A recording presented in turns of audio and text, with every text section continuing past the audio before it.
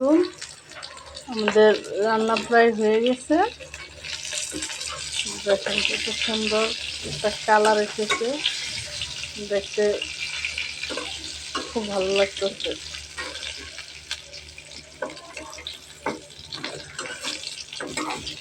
আপনারাও ঝটপট বাসায় বানিয়ে নেবেন এমনি।